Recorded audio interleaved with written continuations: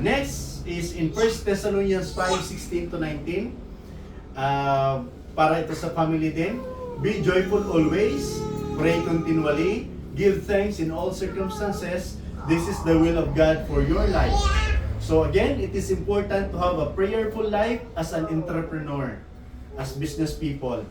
So it will help you on those days when things do not go on your way. Pagka it seems hindi naman ito yung gusto natin, so at least meron kang panghawakan kundi ang Diyos sa pamamagitan ng panalangin. You need to have the strength to thank God even when you do not win in life. God protects us when we do not get opportunities that we think we can't survive without. So again, the attitude of always being grateful. And then in Proverbs 11:14, the 4th verse, without the guidance of good leaders, a nation falls. But many good advisors can save it. So ano ibig sabihin niyan? It is critical to have a kitchen cabinet of advisors for your small business.